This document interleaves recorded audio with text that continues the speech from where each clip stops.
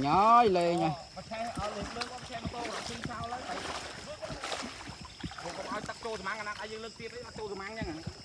vài cành bà cháy đấy vật anh ấy gọi là can đấy nghiên đấy tầng bà như chắc hay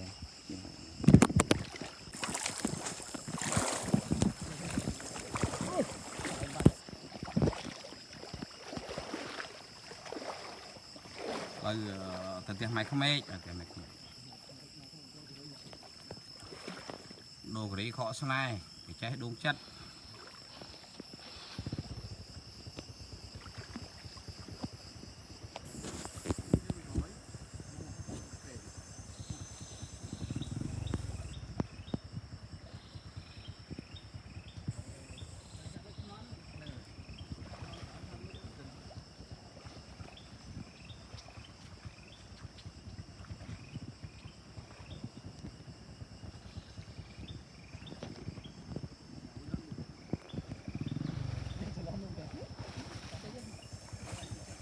khát khăng lơ khăng lơ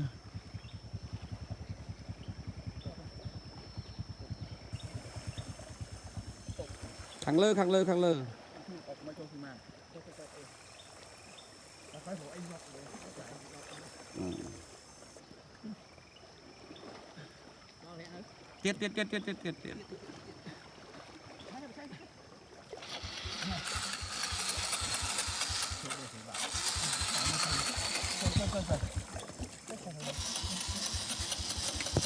khăng lơ tự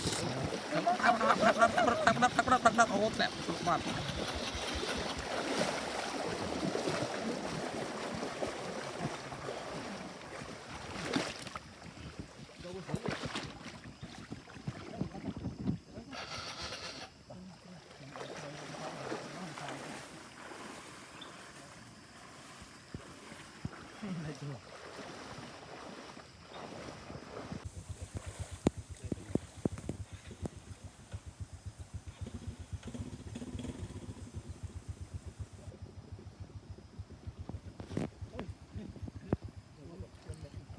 mà tôi chạy công lực đất khỏi pe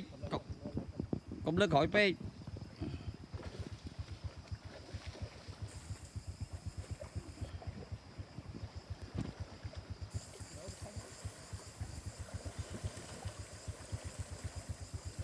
mà lơ tích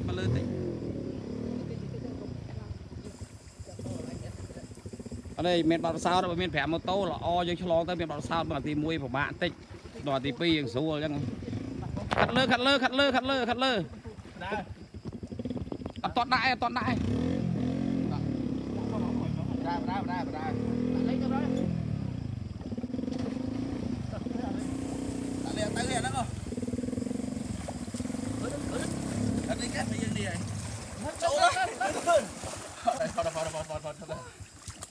xem đặt lên đón lấy sân kiên cháu lên